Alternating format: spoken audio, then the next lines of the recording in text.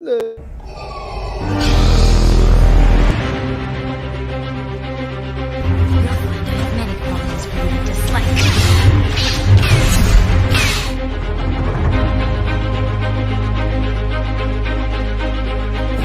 I'm vengeance.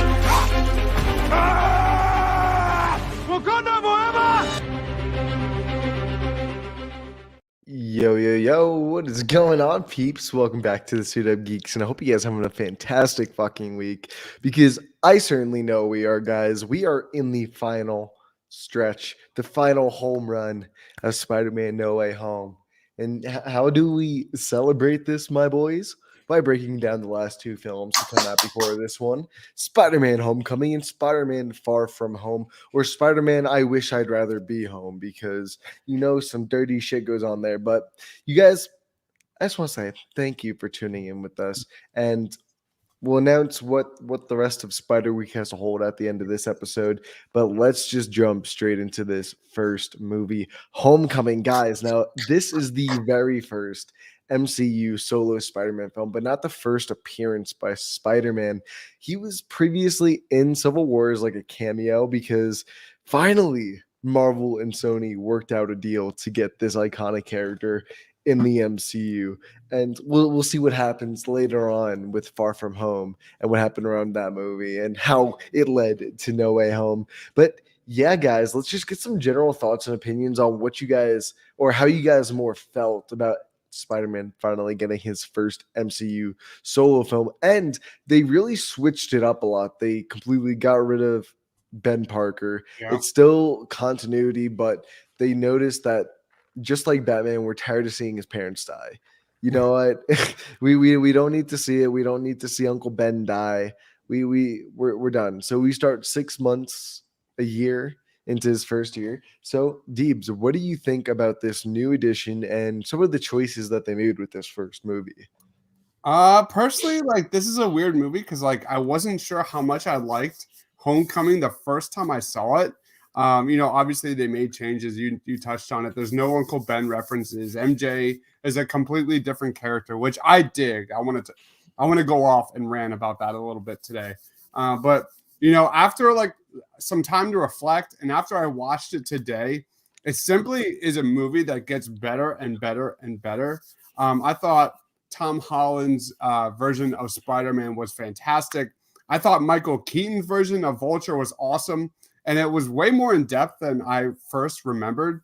The dialogue between Holland and Keaton is by far one of the best moments in this film. But for me, I think the best part, maybe top 3 Spider-Man movie moments ever, is that first 20 to 30 minutes when in Homecoming, when you see Peter simply being your friendly neighborhood Spider-Man, and you have Ned asking nonstop questions about Peter's powers and abilities. This was a movie that I watched today, and it was way better than I remembered, and it really hit me. It really hit hard. After talking about the Amazing Spider-Man last week, 1 and 2. And I am actually one of the degenerates that enjoy those movies. This is such a tier above those films. There's no mistake about that. So it's a little safe. It's a little lighthearted. It doesn't take any risks. However, they got it right top to bottom in so many different respects. And I'm just excited to break down this amazing movie. Absolutely agree. And you can see within this movie just how many things they don't do. Like, there's no Harry Osborn, there's no MJ, there's no Gwen Stacy. They kind of used every character. What Keaton kept chasing waterfalls and got a gig that made him big again. Birdman would have a word. Like, he did Birdman before Homecoming. He did that weird McDonald's movie. He was a massive actor when this film came out. Massive. No, I love the chasing waterfalls. The Other Guys is such an underrated movie. Yeah, he also did that McDonald's movie, whatever the fuck. Oh, The that Founder. was. That was a good movie. That's a great film. Yeah, I liked it. He did The Founder. Worst part of this movie series is Aunt May. Heavily disagree. I mean, I larb you, formal. Just saying. But he doesn't larb Yeah, man. She was Unfortunately. underutilized, but I wouldn't call her trash. That's an overstatement, in my opinion. I mean, Yeah, how many like it's like it's like a drinking game at this point. Like you're watching any movie with Spider-Man in it, it's take a shot every time Aunt May gets some sort of like whether she gets hit on or some comment towards her attractiveness. Yeah, that's definitely a running joke. What Oh. Stop acting like Birdman was a major success outside of people. Hey, I ain't trying to pick a fight, Darth. Jeez. Wow, coming in Wow, hot. so, coming in hot. You made a fucking enemy, Loretta. God, Hey, how peace dare and love, you? man.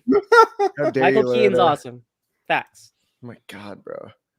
You can't talk about Mike Keaton anymore. Sorry. Your Michael Keaton privileges are fucking provoked on the channel.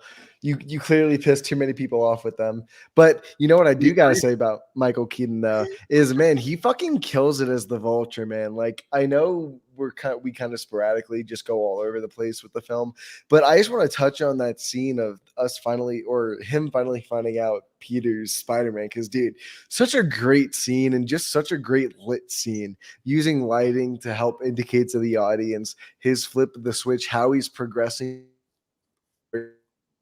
And something I didn't realize all the last rewatch, I'm sitting there, I'm like, wow, man, they really go deep on this. Like, the whole entire conversation is just one small buildup after another. And in my mind, I didn't remember it like watching it in the theater. I remember it being so well paced out, and the tension is it's so well drawn out. And you feel it. And it's funny, Loretto. I know you'll like this comment, because the very last word he says before he confronts Peter about his true identity, he's like, "Thank God for our good old Spider-Man." Right, bro? I'm just like, dude, this is so Beetlejuice talking right now. It's so funny with the red and green, that light flashing on him. I'm like, this is like some real classic Keaton that I've missed so much. Beetlejuice 2 bitches. I don't know if that's still happening, but fuck it. But yeah, such a great scene, and I think it's so well acted between the two of them, especially Tom Holland. You can feel how uncomfortable he is sitting there. Nah, I'll get into my issue. Like, okay, it's good. It's still like top 5, top 10 MCU, but like not as good. Homecoming, I feel, is just classic Spider-Man. That's really what you get. And I know I don't want to go into, sorry, I'm talking a lot because I want to get your opinions on Michael Keaton's Vulture in that scene at the end. Loretto, what about you? What are your thoughts? I love Michael Keaton, and you're right. He had the right amount of menace in that scene. The suspense was terrible, and also I just want to shout out when he opens the door, because that was such a moment in that film back when it premiered. I mean, you could hear a pin drop in the audience, the gasps, the and like that natural look in Tom Holland's face, where he's just like shaking in his boots. The girl he likes, her dad happens to be the guy that he's been chasing this whole film. So I love the dynamic there. It's such a fresh way to present Peter Parker with danger and change the stakes of Peter Parker villains.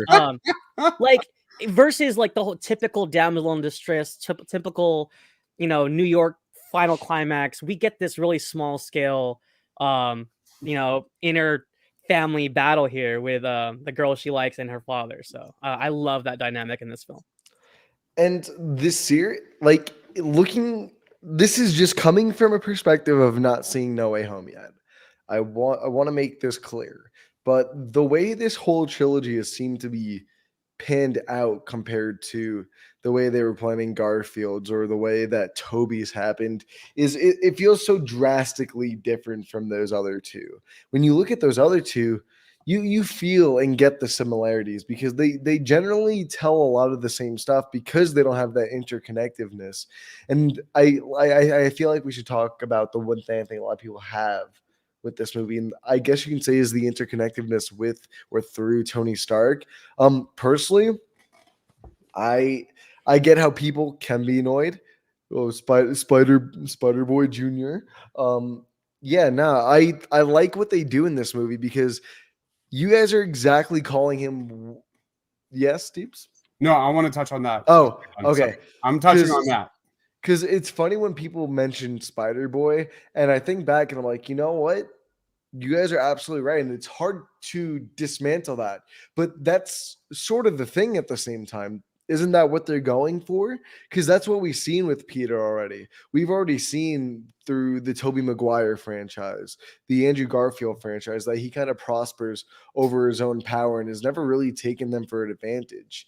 And with this movie, they flip it where he's handed power without learning it. And he learns from his consequences. And I think that's why I like the ending of this movie so much when he says no Mm. to the Iron Spider suit. I feel like that's not a total flip at once we talk about Far From Home, but I feel like it's that step in the right direction. And I feel like at the end of each film, you see that small little progression. I love the comments. The comments are terrific today. I'm having a Well, I blast with these mean, comments. Darth Pooh's right. I mean, fucking Vulture was such a weak villain is a dog shit take.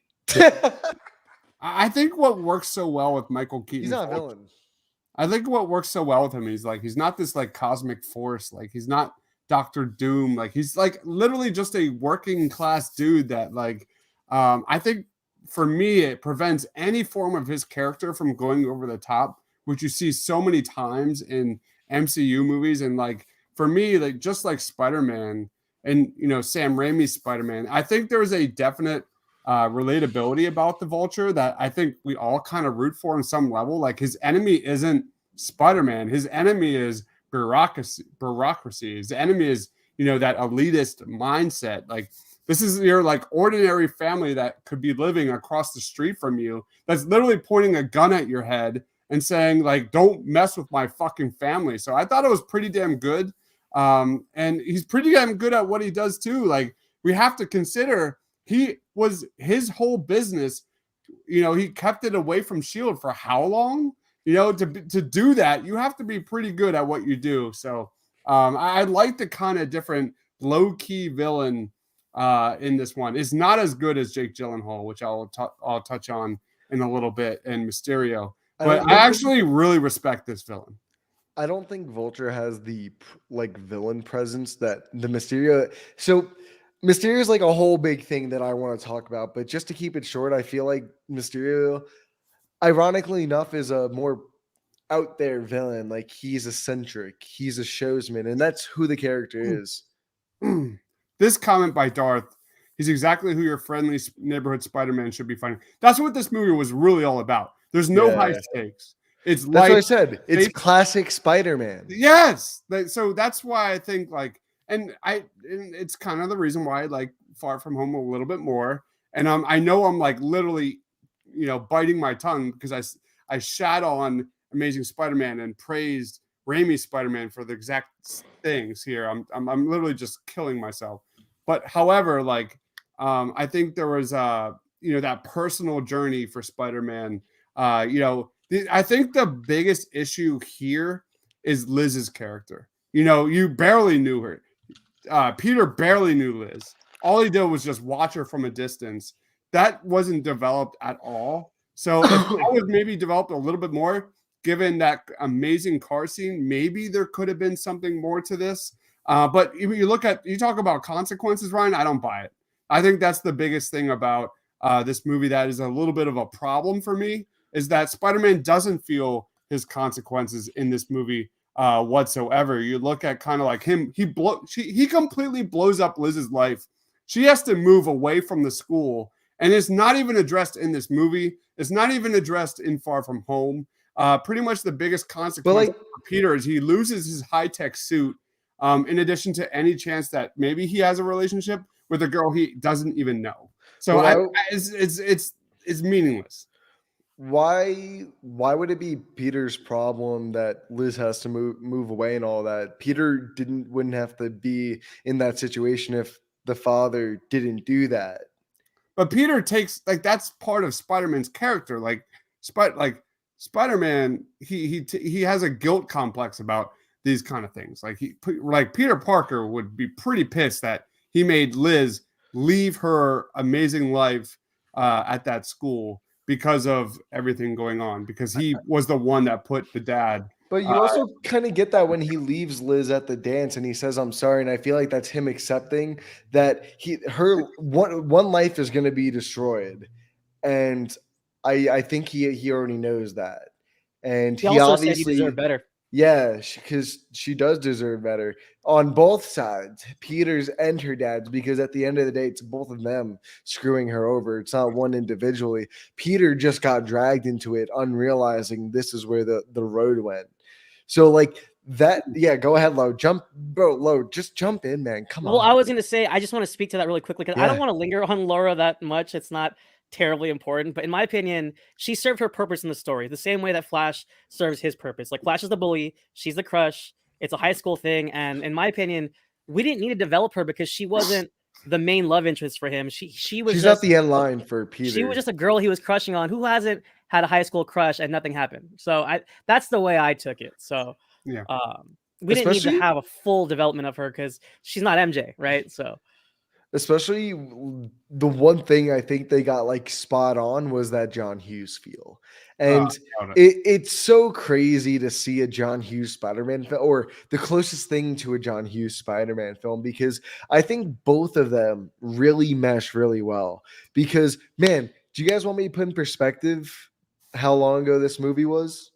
I was a junior in high school when fucking Homecoming came out, That's bro. crazy. That's insane, right? So I was literally a year older than Peter at the time. And bro, literally the entire experience of going to school in Queens was that, bro. And it just brought back so many experiences and just seeing all these different like walks of life. It was just like, yeah, this is New York. Like going to a deli and actually having to squish it down, bullshitting with them, just having a fucking animal randomly sitting on the counter for like some numerous amount of health regulations. Like, come on, bro. You love to see it, right? And just seeing the different atmosphere of it all, I really did love. And yeah, the John Hughes, I think, is a perfect touch for this trilogy. I'm really curious to know how John Watts really works it in with that third one, because in these first two films, man, John Watts, and man, these relationships,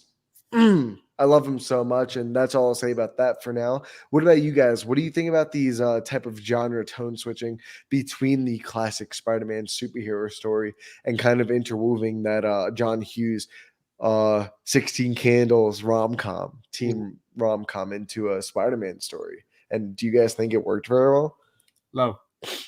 yeah, well, in my opinion, that's actually why I don't like Far From Home as much, because in my opinion, he got away from that, from what works so well in Homecoming. And like you said, that first 20-30 minutes, like just walking through the high school, shooting the shit with Ned, showing that lady where to go, and then the lady bought her a churro, him stopping a bike robber, like all those small scale stuff that we didn't see in the previous two franchises, I think warranted itself here in this version of Spider-Man to show us that on the ground Spider-Man. I love that so much. I thought the way they executed it as well, with the vibe. I guess they had the whole cast watch John Hughes films before they filmed, and that's what John Watts was going for. I didn't give him enough credit, especially with some of his really subtle nods, like the Ferris Bueller running through the backyard sequence, Yeah. was Yeah. so well done and such a clever homage. And I loved everything about it. There's one scene that still, like, every time I watch it, just cracks me up so fucking much, is when they're first in gym and they've got Hannibal Buress got the video of Captain America explaining the push-ups, and he's like, I'm pretty sure he's now like a terrorist or some shit. Like some criminally yeah, I'm pretty sure he's a war criminal now. But anyway, guys, do it. Like, dude, it's such a funny line, and I kind of wonder why they never brought Hannibal Buress back for that second one and kind of replaced him with JB Smooth, right? But it seems kind of odd. But Hannibal, dude, he was great, and seeing him in the detention room with MJ, he's like, So good. why are you here? You don't got detention. I just like seeing people miserable. Like, like that. So many great moments. What do you guys think about? Let's start with the most controversial thing, and that's Tony Stark's presence throughout this movie. Deebs, what are your thoughts on Tony Stark in this movie? Well, I think it was like required. Like part of that Sony Marvel Disney agreement was that they had to have another MCU character in it. I dug the father son relationship big time, mostly because it really clicked on all cylinders in the second movie for me, which we'll talk about in a little bit. But I like the moment where, like, you know, if Spider-Man is you know, everything you're all about, then you're not a superhero at all. Like, it was something along those lines. I paraphrase. But that was a really good moment. I think it made the moments in Infinity War that much better. Like that moment when you know, Tony's saying goodbye. Like, you look at this movie in Homecoming, where he was like basically like, you know, I'm responsible for your actions, and that really carried over into future films in the MCU. So that is kind of fun to look back on, to know that, like, you know, things were happening here, and it's exciting to see how No Way Home will impact, you know, other storylines moving forward here. But I'm good with Tony's involvement. That is, I like Loretto said, I go back to the beginning. I remember like just grinning ear to ear when Tony is trying to open the door and Peter's trying to hug it. Peter thinks he's hugging him. Like, that is the heartwarming moments that I love. Those little small moments that go a long way for me. So I had no problems with Tony's presence in this. It felt a little forced, just like Spider-Man did in Civil War. I can't complain. That's such a small complaint in an overall great film. No, yeah, honestly agree. But before we continue to Loretto, I want to bring up the controversial Sony says it's 2020 beginning. Actually, no, I mean, they do say it's in the beginning, but it's not supposed to be 2016. It's supposed to be 2020 after the Battle of New York. And that's where the Vulture character, Adrian Toomes, comes in because he cleans up the messes. And 8 years later would have been made at 2020. But the movie's supposed to take place in 2017/2016. Sorry, Deebs, go ahead. I don't know much about the Vulture. I'll be quite honest. But like, it really only dawned on me like today that, like, what did the Vulture do? What did Michael Keaton, Adrian Toomes' character do? He literally just kind of flies around and steals different tech from different places. And that's kind of what a Vulture does, right? Like, they kind of like bring it back home, and you know, and business is good. Like, that didn't dawn on me until today, which is mind-blowing considering I saw this movie like 15 times. That's kind of a cool little thing. I like how I said earlier, the Vulture is way more in depth than it ever should have been. No, yeah, it's, if I remember correctly in the comics, at least one storyline was he had like uncurable cancer or something like that, or some like really bad disease that was going to kill him, and he created the suit. Now, I don't remember if he created the suit to help give himself like the Green Goblin type of thing in Amazing Spider-Man 2, where it kind of like heals and restores him, or if he just used it to get money mad fast to pay off the people before he could die, or give money to his family to make sure they live a happier life. Yeah, I did. Honestly, I fucking love just Tony's part within this movie, because you kind of need that mentor figure that Uncle Ben was. You need to have that figure that kind of pushes Peter to be a better person. It's not as good. It's not as good. Why isn't it as good though? To you. Because in Homecoming, Peter's actions don't have consequences. That's the big part of what makes Spider-Man, is that, you know, his decisions, his actions, what he wants to be and what he becomes in Spider-Man doesn't happen in this movie at all whatsoever. And I thought there was more weight, more gravitas, more gravity in Far From Home about him becoming Spider-Man. So for me, that's why. And by the way, we're drawing straws here. Like, as I said many times, this movie's amazing.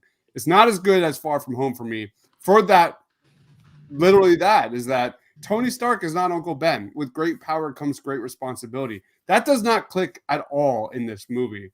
And I know it's going to happen in No Way Home. I would be devastated if that doesn't happen in No Way Home, right, Loretto? Like, we're going to get that quote. We're going to get that quote. Yeah, I mean, honestly, I wonder if they will mention Uncle Ben in this next movie. They get, I mean, they have like slightly with the Ben Parker suitcase, but that's about it. But Loretta, what are your thoughts about Tony So Stark? I was just patiently waiting because I couldn't be like more opposite of Dives and everybody that loves Far From Home. And look, I don't want to be the Debbie Downer, but I don't mind being the voice of reason just because this is why it clicked for me. Okay, Tony was I don't consider him exactly the old Uncle Ben replacement. What I consider him is essential to A, the story, and B, the MCU, because he's the connective tissue to the MCU. And this film balanced it better, in my opinion, better than all of the MCU tie-ins in Far From Home. Go ahead, Dibs. It's a Spider-Man movie in the MCU. How do I say this correctly? Here's my problem with that. Is Spider-Man is happening within the MCU. Spider-Man, no, I don't know how to say this correctly. Are you trying to say that he works better not in a universe or by himself? No, not at all. I'm not saying he doesn't work. Oh, okay. What I'm saying is that like nothing Spider-Man happens, like Spider-Man just feels surrounded by the MCU. Like, never mind. I'm gonna like go to the drawing. All right, so what's up, Ryan? What's going on, Ryan? Here, real quick, guys. Like, I really have a revelation for me rewatching it today. My thing is, look, I think people misinterpret and want to like put their feelings into who Tony is. And for me, Tony was essential to this film's story. So let me explain. When Tony and Peter were arguing, we get this really, really cool cinematic visual of Tony, the adult, who helped usher him into this world that he fell into, and Peter on the jungle gym getting pretty much lectured, right? And I just love that his purpose is to show that Spider-Man is still a child. And I liked seeing that. We never saw that with Toby and Andrew, and I loved seeing that with Tom. And also, I also like the irony in what Tony was trying to teach him, because he pretty much, like, Tom teaches himself and people don't realize it. For example, Tony's yelling at him to be a neighborhood Spider-Man. Peter literally chased the arms dealers through a neighborhood. Hold on. Like, quite literally. And I'm supporting your argument, but like, did anybody else think about that? Like, as like you're a kid. Imagine you don't even have Spider-Man powers. Like, I don't. When I was his age, I thought I had invulnerability. I thought I had superpowers. Nothing bad was ever going to happen to me. I completely related to Spider-Man's decisions to like go against Tony's wishes and kind of do what he wants to do, because thinking that nothing bad could ever happen. Sorry, Loretta, go. Oh, no, you're fine. You're fine. I mean, I was kind of almost done. But I mean, also, like, there were just so many moments where, like, they were taking the training wheel program off of his suit, and he's, like, jumping in the bed, like, I don't need training wheels. But it's like what I love is just that journey until we get to the rubble and we get the infamous recreation of Come On Spider-Man from the comics. Yeah. Like, that's when he fully understood, like, the weight that you were looking for, the gravity of what he was doing. Yes. Because he's freaking out. He thinks he's gonna die. You remember that? I mean, some people can misinterpret it as whiny or whatever, but he was like, "Help, please!" Like, he's just like screaming for his life until he realizes, like, you know what? I am the hero of the story, and I am Spider-Man. Let's go. I got this. Like, Spider-Man is not about physical oppression. It's not about being like physically restrained and overcoming that physical problem. It's for Spider-Man, it's about overcoming that emotional and psychological problem for me.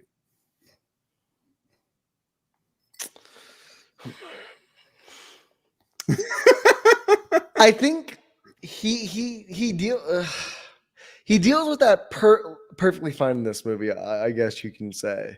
Like, I feel like those struggles are there. He's got the mental struggle of his girlfriend and her dad being the Vulture. Also, he struggles with what type of Spider-Man does he want to be? Does he want to be the Spider-Man that Dude, he literally ditches his friends and leaves a party, and Ned has no issues with it. He leaves a party, leaves Ned cold and dry, and Ned's like, "Oh, okay, let's continue doing what we're doing. But then He- who he- gave up the Iron Man suit, become a full member of the Avengers, and live in the Avengers complex? Then he leaves an academic decathlon, no issues. He comes back, and the main guy's like, "Oh, you're first team now," and like Flash is like, "What the fuck?" Like there's that. They give it. They give him problem, or they mention it at least. They He say leaves because attention. He leaves attention. There's no consequences with that. I always left detention without consequence. Hey, What? So Darth, I didn't think people did get consequences. so of so detention. Darth in the chat actually mentioned this already, but I felt like the fairy was a good concept of consequence because when he's sitting feeling I agree. sorry for himself, he looked up at Tony, Yeah. was like, "Hey, was everybody okay?" Because he realized he put people in danger, and it was his meddling. Like if he wasn't there, the FBI would have arrested all of them, and the ending would never have happened. Yeah, I bro. think he understood the literally gravity got of the the suit situation. taken away from him. There he is. Yeah, I'm playing devil's advocate. I love No, it. it's fine, but I just feel like he No, it's understood the not weight. fine, bro. And Don't Tom play acts fucking his devil's ass advocate off with in this movie. Homecoming. You can do it with Far From Home, just not Homecoming, bro. Uncle Ben got what he deserved. Which Uncle Ben? Because I feel like that one's up for debate. If we're asking which one, if it's Amazing Spider-Man, yeah, sure, I can see that. Homie straight up just ran into the gun, but that's besides the point. Okay, Loretto, you sip on that fucking frappuccino, you dirty little boy. Shit. But you know what I gotta say, guys? What we should get into final scores because at the end of this video or the end of the live stream, we are going to do a re-ranking of these movies, or at least the Raimi movies, the web movies, and the 2 MCU films. And then we're gonna put No Way Home in, I assume, on Thursday when we do our review at the end of the show. Because guys, we were all sitting here before, like, holy shit, bro, our like opinions really changed on some of these. And honestly, I got like a little bit of a hot take in my list now. Yeah. And I know it's gonna piss some people off, so I'm really curious to like get back to that point. But let's continue to Far From Home. Let's get with our grades for Homecoming and some final thoughts real quick. Loretto, what about you, my man? Yeah, honestly, Homecoming is my second favorite film in out of all the films. It bumped up a little bit from my previous ranking. It was like around 4 or 5, but it just really connected with me. I think Tom Holland was the perfect Spider-Man. Like his quipping in the ATM was like, "Hey, it's the Avengers." Oh, and he acted his ass off. I thought that without seeing Uncle Ben die, I love that moment where he's telling Ned, like, "Look, after all Aunt May's been through, we cannot put this on her right now about me being a superhero." There's just so many elements of this that just clicked, and the soundtrack, the like you said already, Ryan, the 80s vibe, like it just connected with me on all levels. I just thought everything was fantastic, and I'm gonna give this a 9.7. Wow. Okay, Loretto. I see we're starting this one off strong. Come on, not Loretto. I was about to say Loretto again. I don't know why. Deebs, come on, my guy, bring it in strong. What did you think about Spider-Man: Homecoming? No, we touched on everything. This movie has great moments.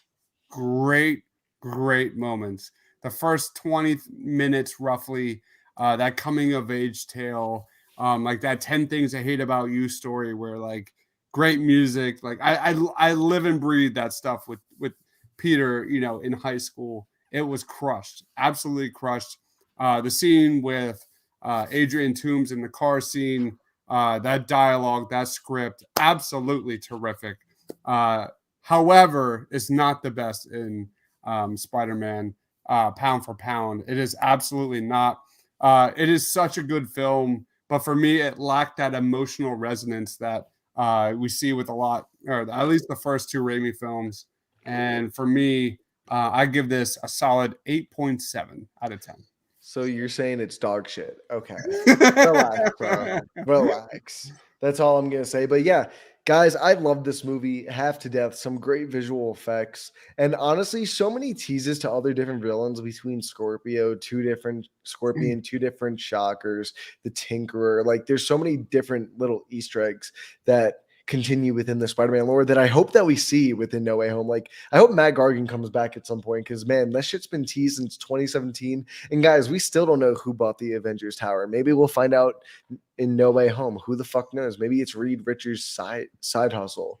Maybe it's a side business for money laundering. Who really knows, right? Maybe it's a power broker. Maybe it is fuck the power broker. I hate that. Fuck the power broker. We're never talking about the power broker, I but knew you were gonna like that. fuck the power broker. But you know what I gotta say to that? I'm gonna give this movie a 9.5. Woo! Thank you, Rye. Thank you. Love it. Love it. Love it. Love it. All right, I'm just replying to the private DM that I just got from one of my. Can I many also just say fans. one thing really quickly? No. No, but like all I'm saying is the essence of this film is friendly neighborhood Spider-Man through and through. We didn't need to see him go fist to fist with Vulture the same way that we saw Toby fight Doc Ock.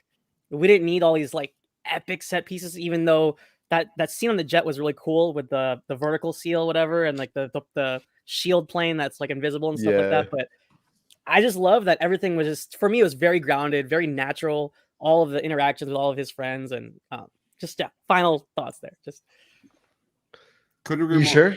You sure? Yeah. Okay, I'm good. about to just double check off in because a you second. you look like you're ready to say something. I don't want to cut you Oh, off. I That's am, why. but I'm waiting. Okay, no, it's fine. It's fine. We'll get right into it, boys. We'll just start talking about Spider-Man: Far From Home, the much anticipated sequel of Spider-Man: Homecoming, coming directly after Avengers: Endgame. I think this movie is the only trailer that's ever had a spoiler warning in front of it, of my knowledge, that I've ever seen. So that's always funny to see. But man, this movie is massive. I just want to let you guys know, Mysterio, not a villain I thought they could make work in live action. But man, they make Mysterio work so fucking hard in this movie, bro, that it's immeasurable. And the most ironically funny thing about this movie is that Jake Gyllenhaal was actually cast in Spider-Man 2 as Spider-Man until he got fired because Tobey Maguire decided to come back after having back issues and a few pay raises. So that's a quick little fun fact. And look, now here he is, MCU 2019, after the events of Endgame, bro. Man, this movie was hype because so many people wanted to know what a post-blip world looked like. This was our very first look into the MCU after Avengers Endgame. So we were all kind of on our seats waiting to see like what this post-Endgame world looked like. And honestly, if I'm being real with you guys right now, I still don't even know what it really looks like. And we've got like 7 more MCU titles after Endgame. But you know what? Mysterio fucking works hard, dude. In the comics, he's just like some original VFX like techno person. He's a stuntman. He's a stuntman. Yeah, like everything is done practically, nothing is real. He's Mysterio, right? But how do you really make that work in a live action setting? And man, the whole concept of the way Mysterio works in this movie is so well done. His suit looks so fucking cool. The visuals are so clean. The aesthetic for him, and Jake Gyllenhaal just fucking kills it in the role overall. Dude, I hope he comes back in No Way Home. I hope he's a Sinister Sixth member because, dude, he's menacing. But before we get deeper into Jake Gyllenhaal and his love, what do you guys think of Jake Gyllenhaal as a pretty infamous villain with Mysterio? Deebs? Yeah, I really, like I said in the first one, I really dug the father-son dynamic between Beck and Peter. We have Parker, who is clearly grieving and craving another father figure. And sure enough, one comes up, and this is a guy that he really looks up to, and celebrates Peter's intelligence and backstabs him in the freaking back. What I liked about Mysterio for me is that he's kind of in on the joke. Like, he clearly hates the attention that all the superheroes are getting. And I think he's arguably probably the most self-aware villain out of the entire MCU. Like, and for me, like, when it comes to Beck, like, he's the one that unleashed the spider sense. Peter's spider sense, for me, is like easily one of the most or best Spider-Man powers. You mean Peter Tinkle? Sorry.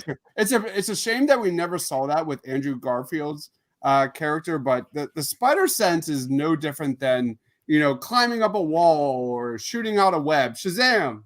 That is who Peter is. That is who Spider-Man is, and it was really great for me to see Quentin Beck be the one that kind of unleashed that in Spider-Man in this movie and what it means for No Way Home. I hope we get that in the next film in a couple of days. But for me, Quentin Beck was awesome. He was completely like in the first like 2/3, he was serious, he was loving, he was charismatic, and then that last third, he was everything I love about villains. He was hammy, it was campy, he dialed it to 10 out of 10, and I love Jake Gyllenhaal. Like that scene at the end, and I didn't even touch on those like hallucinations, which I will debate with people are probably like top 10 superhero moments. Those moments where Peter is like going back and forth with So cool. the hallucinations is everything I ever wanted with Batman and Scarecrow. And so on the big screen, those were amazing moments. So I love obviously Mysterio in this movie. What about you, Loretta? What did you think about Jake Gyllenhaal's Mysterio in this movie? Jake's great. Jake Gyllenhaal is a great actor. You know, he has a long storied filmography, which I won't get into. Really epic casting. Couldn't cast a better villain for this film. But would you guys like to hear my thoughts on the film? Let's go. Yeah, come on. So, guys, forewarning: don't hear what I'm not saying. Oh, no. Or Oh, just listen. Just don't hear what I'm not saying. Look, I obviously love the character. It's fun. I laughed. And my thing is, like, Dibes, I love character work, and I think this film works better with the one-on-ones. Like, the heart-to-heart in the plane with Peter in tears with Happy. The MJ and Peter dynamic is strong. The chemistry is real there. Very reminiscent of Emma Stone and Andrew Garfield. Yeah. You know, the moments with Ned, the moments with Aunt May. But I have issues after that, though. So, look. Interesting. I have a lot of issues, actually. First of all, I don't appreciate the blip being treated as a joke to kick it off. I thought that was a tone shift that I didn't think fit what they were trying to do with the in memoriam of Tony Stark. Ha ha ha! They're all dead. I just didn't think that was in good taste, in my opinion. In terms, I know it's fictional characters. I know that, but it didn't sit well with me. Okay. Second of all, I love this film up until we get to the bus sequence with Edith. I felt like that entire sequence with him accidentally almost killing Brad with a drone was just so superfluous and was just put in there to be funny and have a little moment on the bus. And it was just so silly. And I personally, it didn't connect with me at all. I felt like they could have cut that out and left the Iron Spider sequence that we never saw. They could have left in the sequence with the deli guy from Homecoming that we never saw. That's a deleted sequence that should have stayed in the film. And for me, like, going back to Ralph Boner and WandaVision, I don't like when the rug gets pulled out under me in a way that takes me away from what I'm watching. And the whole Skrulls thing undercut the entire Nick Fury thing. Because I thought Nick Fury meeting Spider-Man would be interesting. But for him to just know that he was fake the whole time ruined it for me. But also, like, whether or not it was a Skrull or not, there was nothing natural about what took place here. In my opinion, the way that Dives felt about Homecoming a little bit is how I felt about Far From Home, where it didn't make sense for me to have Nick Fury call Spider-Man, "Oh, hey, help me, Spider-Man." Like, it seemed more in character with Tony Stark, But he's not with Nick super Fury. spy Nick Fury. Let me call this high school kid to help me with my problems. It just felt very unnatural. Go ahead, Dubs. Can we all agree that, like, I think, and you can disagree if you want, but Far From Home had way higher highs. Like, the moments in Far From Home were unbelievable. The visuals, the epic moments.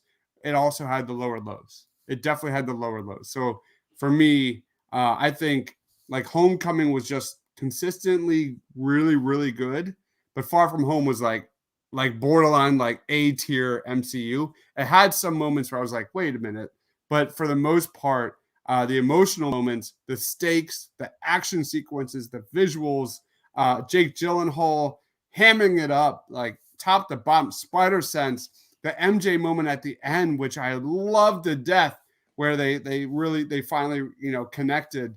The dynamic chemistry between those two was terrific. It was really, really good. And by the way, are we going to talk about MJ at some point in this podcast? Because I really want.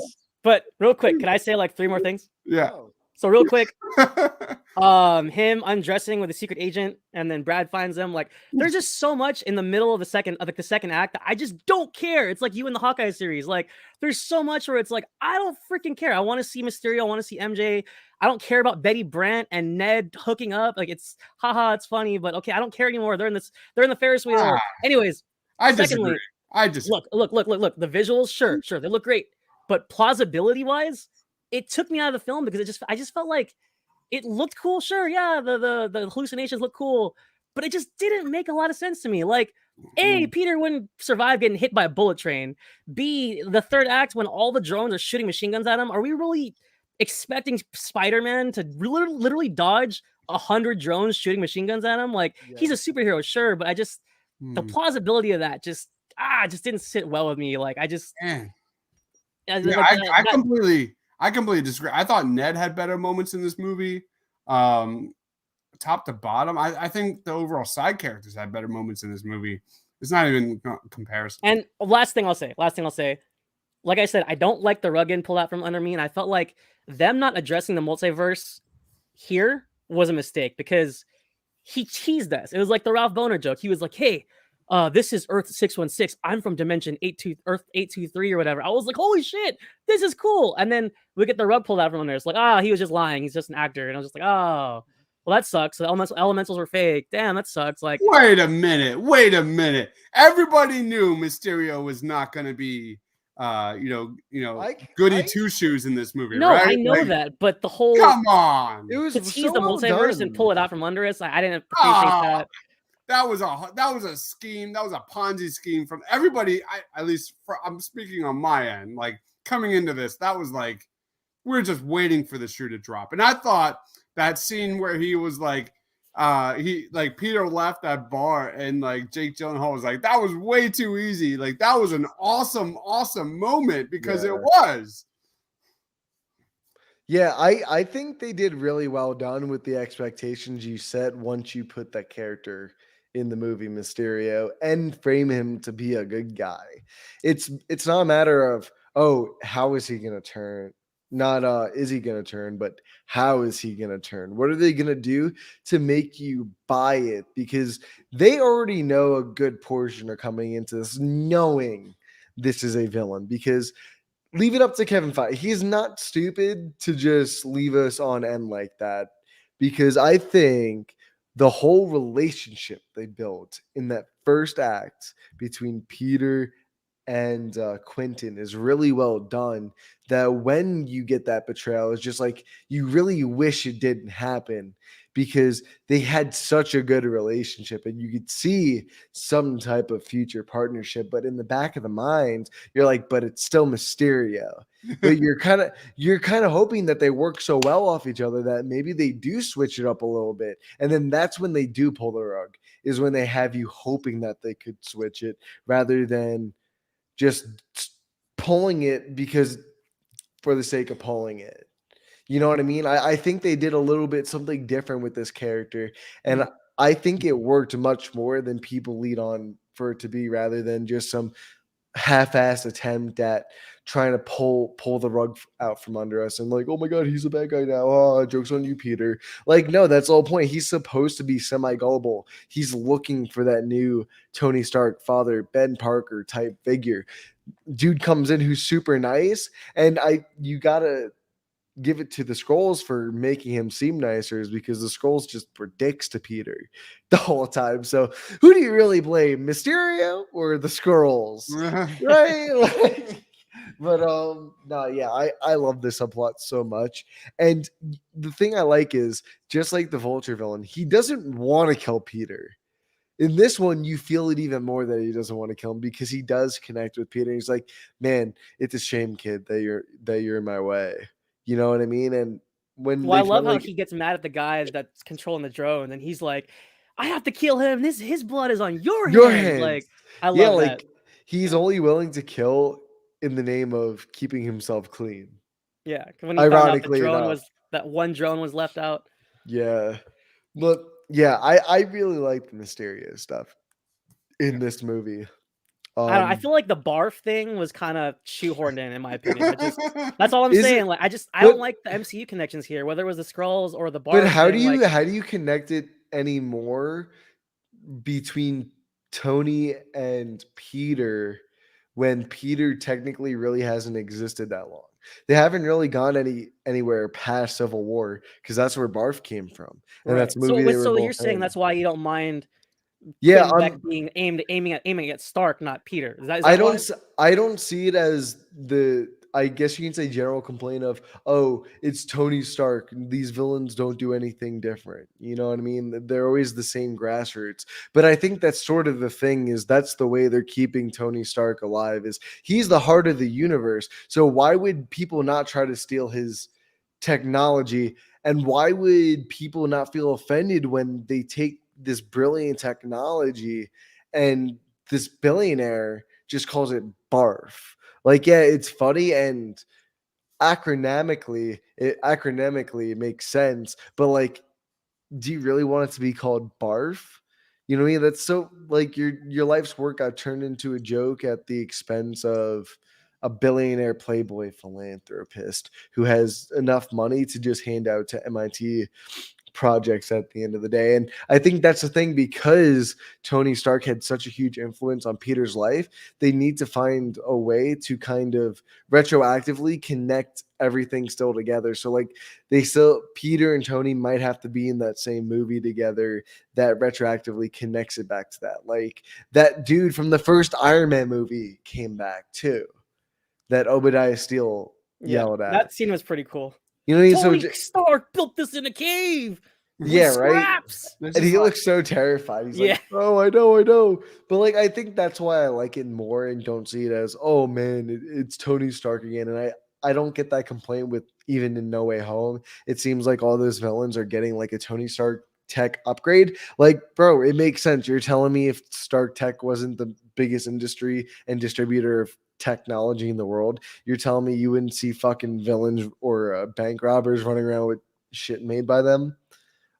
yeah. I mean, Well, that felt more real than the drones lifting water out of a river and drowning Peter in the air. I don't know. but they didn't With lift the water how? out of it. But they didn't lift the water out of the air. No, because I mean, it's all supposed to be fake, right? The water monster is supposed to be fake. Like, I don't know. I just didn't understand how the drones were manipulating the water and they were flooding the city and whatever. I mean, it wasn't real, I guess, but I mean, I'll give them the benefit of the doubt. It is a pretty vast space within that field of bots.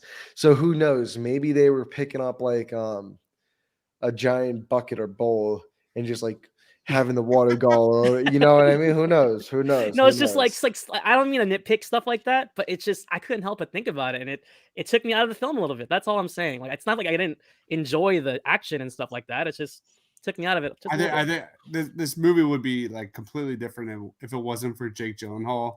Like Yeah. that guy is just charismatic, 11 out of 10. Like you want to believe in that guy. You want to be your best. You want to be his best friend. He's so ridiculously handsome. He's so charming. Like he's like you want like, and that's what worked about this movie is like you look at Tony and Peter like. And you talk about no Uncle Ben. We haven't seen anything about Uncle Ben in this franchise so far. I mean, we've gotten a few Peter is a hints. character. Hold on. Peter is a character that he's at the age in high school where he's at that age normalcy where he wants to find his sense of belonging. He wants to find, who he is as a person, not just Spider-Man, but as a teenager, as a young adult. And you look at him and Tony. That failed. Tony's dead. Sorry, spoilers. You look at kind of him and Quentin. That did not work out. Beck stabs him in the back. So I think that's a really interesting dynamic that I really hope they continue to explore in No Way Home because that is what makes Peter so interesting is that like, he has to find out who he is. And that's why I like Far From Home a little bit more than Homecoming because he definitely gets more of that sense here. He definitely grows up way more than he does in Homecoming, and as he should, as he naturally should. Absolutely agree. I honestly though that third act is a blast to watch. Just watching him swing around and watching him maneuver and figure out situations on the fly literally is always so fun to watch and just see it's really interesting to see how we have advanced to how we perceive Spider-Man and how he moves, how fluid he looks or how much wind you can feel go past the camera with a gust. You know what I mean? All these different aspects and I think slowly with each generation of Spider-Man, we're getting it down even better. And I think we're close to almost perfecting it because this is probably some of the best Spider-Man movie that I've seen in the film in any of the films. It's clean, it's fluid, it's fun, it's energetic. You're never like bored watching him do something new. And that's the thing, he does do something new. He never repeats himself multiple times. Like I said, I think it was in like the Raimi movies when we were talking about him a few weeks ago. I do wish he was a little bit more dynamic with what he did with his webs, like more shooting balls, or like with what Andrew Garfield does. He shoots it in his hand and like tosses it behind, like those little things, or like he kind of did this in Homecoming when he went to save them in the elevator. He shot the ceiling and it kind of bounced down. He Yeah. used the ricochet web. I want some more of that stuff from like Tom Holland Spider-Man, but like from the looks of everything, dude, it just I love watching his Spider-Man, especially the ending of this when he's just going through the city. You feel like you're flying with him, and when you feel like you're with him, that's when you know you've got the best version of that Spider-Man swinging down to a knee, just from the way it's filmed, just to the way they've envisioned it practically. How would it work? Like I love it so much, and I hope we get more of that in No Way Home. And just from the clips that we have seen on Twitter, it looks like we're getting that. But does anyone have any like some final thoughts before we go into some? Actually, of course, we got some final thoughts. Well, I was Let's gonna say I oh, have yeah, final thoughts, but yeah, just for the yeah, grade. So yeah. We'll do some final thoughts and grades. Deebs, you want to say something before we get into that? Yeah, MJ. Yeah, I thought MJ was awesome. their relationship's really good in this movie. It's Some of the so well best. done. Like Some of the they best. have a clear connection. They have a clear intelligence, a clear connection towards each other. And her, it's Zendaya. I think her name is like that hate that she got, especially in Homecoming, was completely unjustified. I really, really enjoy her character. It's not, the MJ from the comics, but it's also not the 19 fucking 60s. Like I enjoy that they kind of took what's best about MJ and adapted it to modern times here. So I really enjoyed how MJ is like not afraid to speak her mind and doesn't give a shit about how people feel about it. For me, MJ still is a highlight of this Spider-Man franchise, and I'm really excited to see what that means for No Way Home, because we've done our trailer reactions, we've done our previews. You guys know I'm a little worried that MJ is going to get like sidelined here in this movie, and I hope that's Nada. the case. It better not happen. She won't. Watch, You know- watch, baby. one thing I like about Zendaya's performance is that it's the best of both worlds, right? So I know Ryan, you don't like Kristen Dunst and all that and that version of MJ, but look, I like that Zendaya had the playfulness of that character. The like because MJ does joke around with Peter a lot, especially going back to the cartoon and stuff, and then the the willingness to like, all right, where are we going? Let's go. That same like jump into the fire spirit that Emma Stone had. Not to mention their chemistry that was sizzling. So she was great. Sizzling. One of the saving graces of the film for sure. Definitely a fucking fajita. That's how much she's sizzling. But yeah, guys, let's get into final thoughts and grades for this movie. Let's just start off with you, Loretta. So yeah, look, guys, like I said, don't hear what I'm not saying. I had a good time. I'm nitpicking and nitpick, but look, ultimately, what I felt at the end of this film was that I liked where he ended up. Okay, look, what I wanted, and I'm not saying the film needed to meet my expectations because I'm privileged. No, but my thing is that I wanted Spider-Man to be more than Tony Stark's shadow, and I wanted him to be his own person. And look, we kind of get there when he uses his Peter Tingle to blindly attack the drones and defeat Mysterio. Great, that's awesome. But I didn't like the journey there. I felt it was like clumsy and clunky and very haphazard. But ultimately, for me to like love the last 5 minutes where Jonah Jameson comes on screen, and then we get the post-credit reveal, and I felt like I was more engaged with that than I was in the second act of this film. So with that being said, Zendaya did her damnedest to help save this.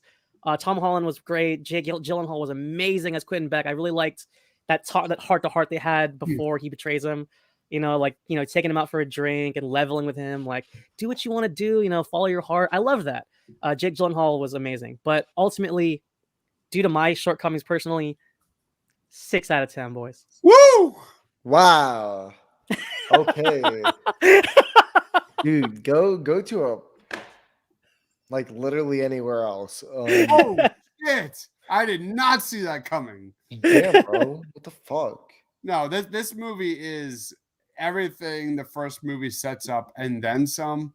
The father-son dynamic between Tony and Peter, the father-son dynamic with Beck and Peter was because of the first movie. The first movie is light, it's sweet, it's fun, it's consistent, it's enjoyable. This movie raised the stakes. This movie is way more emotional than the first film completely. And I get it. I understand why. Like my man down there is a cinephile. Like he loves him some classic films. He loves some John Hughes. He's character drama through and through. And I am too. But this movie just connected with me in so many ways that I thought were way more effective than the first film. Like I said, the first 20 minutes of Homecoming, banger. Absolutely banger. Then you get the Adrian Toomes and Peter Parker moment. It's really well done. There are no consequences to this at all. And for me, Spider-Man Far From Home was the first movie that said, all right, Peter Parker, all right, Spider-Man, you want to be an Avenger? Who are you as a superhero? That raised the stakes. That made it who Peter is, and wants to be. Not Homecoming for me. So there were just way too many things like Liz and Flash, and that just kind of just never mind. I'm rambling. For me, this is a solid 9.2 out of 10, and I'll say just a tier below the top tier in the MCU. Hot diggity damn. But yeah, guys, this movie is so fun to watch. I don't think it's as good as Homecoming. I think Homecoming is way more rewatchable, in my opinion. I think it flows better. I don't think, like you said, Loretto, there's a few spots in the middle you kind of just zoom out a little bit. You're just like, okay, whatever. Let's just get this moving. But overall, great villain, great visual effects, great chemistry between the two leads that honestly fucking love it. Especially because Kirsten Dunst and Tobey Maguire had the chemistry of a rock and a fucking grain of grass. But that's totally besides the point. I'm going to give this movie an 8.5. I'm not going to pull Loretto. I'm not going to cheese my asshole a little bit and lie to you guys. But yeah, guys, are you guys ready to get into our ranking right now? Yeah, let's go. Wait, we're doing that right now? Yeah, we're doing that right now. Real quick. It's gonna be real quick. All right, so I'll go first. Hold on. Let me pull my list up real quick. I'm so sorry. I came to this. I have no list. I'm doing this on the fly. All right, I got the list already. So F in last place, Spider-Man 3, baby. Really? Spider-Man 3 is the worst Spider-Man film. All right, hold on. I'm going to move these to the side. Then. Yeah. All right. Loretto, do you have an F rating for Spider-Man 3? I don't actually. I actually favor it a lot more than some other films. Hold on, let me do mine really quickly. All right. Sorry. Do you guys see that on your end? Bro, Spider-Man 2002, more like T tier for trash. I will not give Spider-Man 3 an F. I'm going to put it right in that D and E phase for me, which means with Ryan, that's an E and F. If it's between D and E, it's going to be between E and F. All right. What about you? And then, Loretto helps decide whether we bring this up.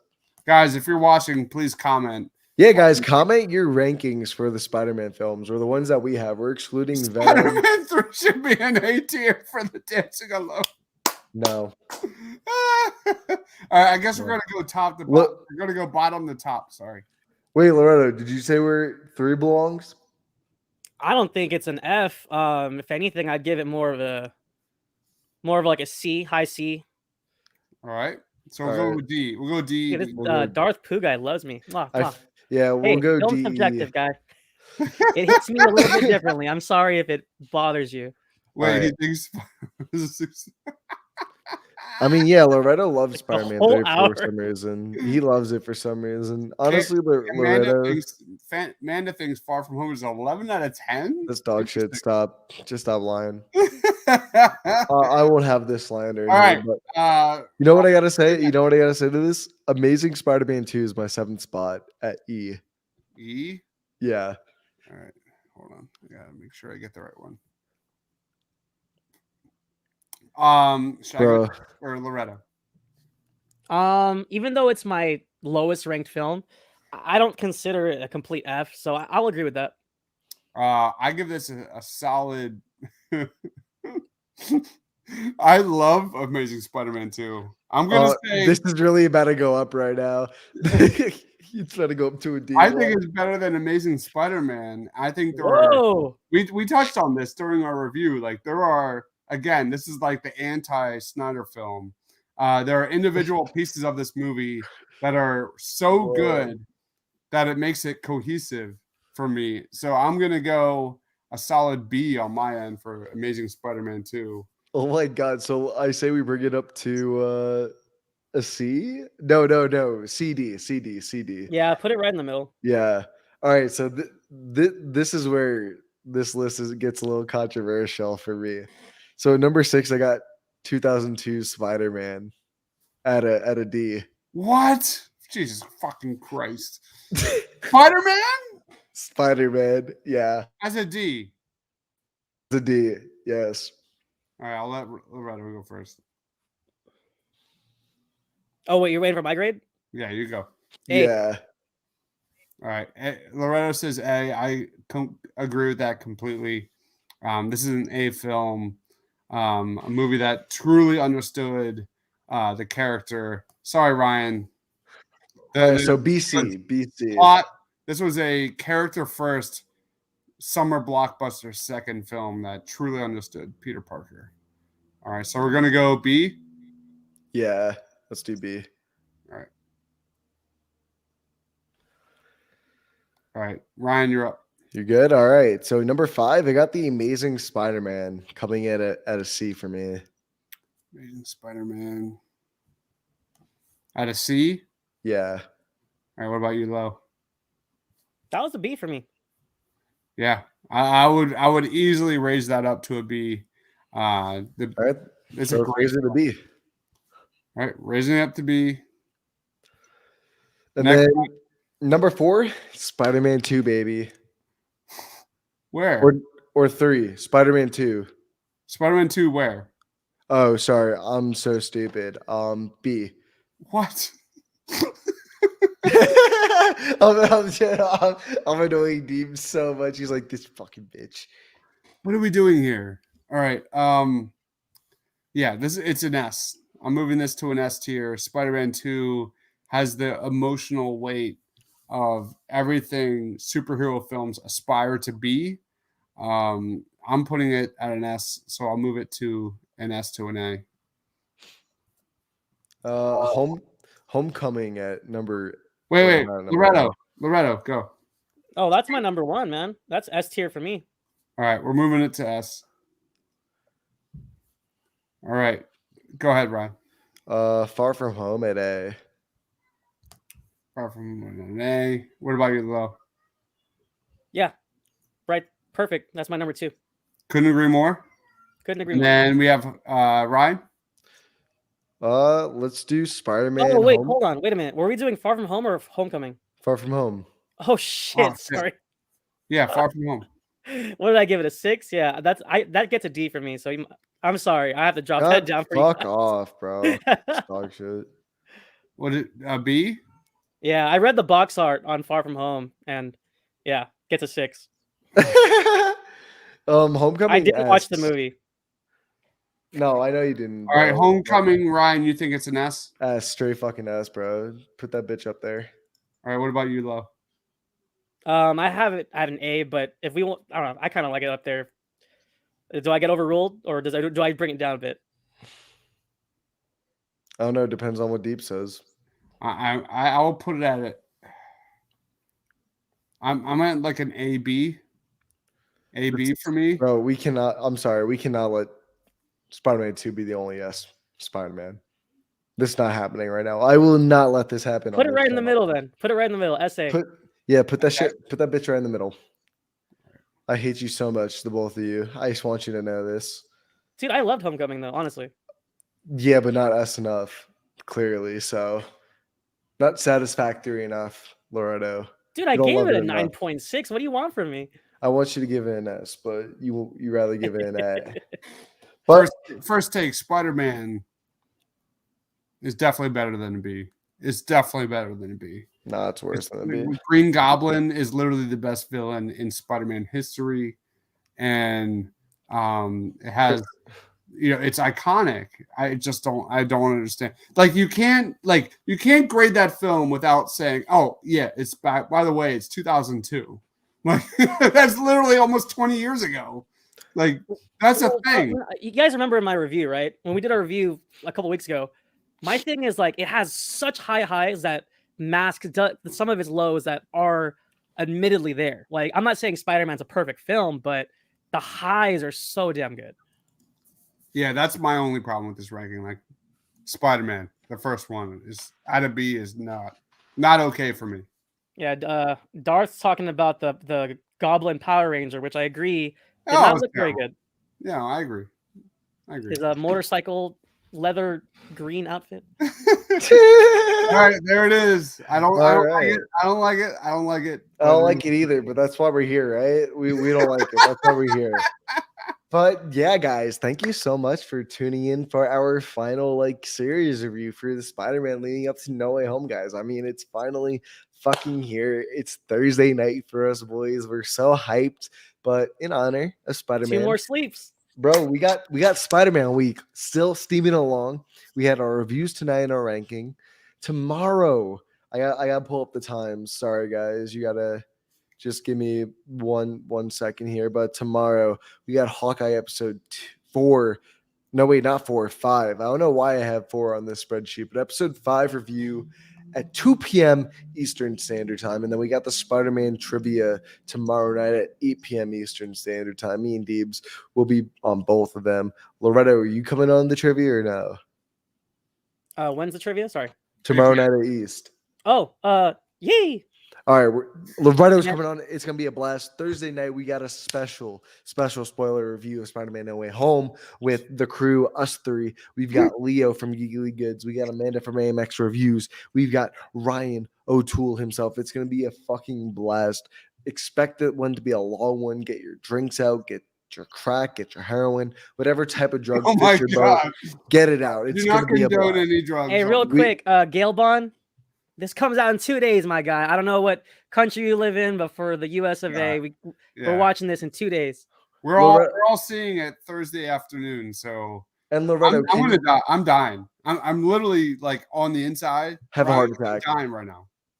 Dude, I've been dying the fuck. Like, where you think I've been? Like, Loretto, I gotta ask you one thing. Can you not grade this movie off the poster alone, though? Because I'm kind of sick of you doing that, man. I don't know. I think I'll just do like a wiki review. I'll just skim the wiki and then I'll grade it off of that. No, yeah. No, honestly, don't worry. I won't tell anyone if you won't tell anyone. But also, guys, to finish off the week, this Friday, 12/17, we got our predictions video at 6 p.m. Eastern Standard Time. Oh, hey, it's all love, Darth. I ain't mad. Nah, he's definitely mad. He's a little tight. Nah, my stomach bust this shirt open. He's calling me out on it. It's good. Yeah, Galbon, we have Thursday night. Well, Spider-Man trivia tomorrow night, 8 p.m. East Coast time. Spider-Man No Way Home review. Thursday night. 9:30 East, yes. It's gonna be a long night, bro. It's gonna be a long night. It's gonna be a good one, guys. I'm so excited. And thank you guys so much for checking us out, having a good time, having a brewski, and just chilling and talking about Spider-Man with us, guys. Love you so much. If you guys wouldn't mind, leaving a like, comment, and subscribe for more information. And guys, right now on our Twitter, we are doing polls for our Suit Up Geeks draft our Christmas draft to be particular. We are in the top 4 pretty soon. So, guys, don't forget to follow our Twitter, get in your votes, and help decide who goes on to the next championship round. And, guys, without a doubt, I guess we'll see you on the next one twice tomorrow. So, without a further note, peace.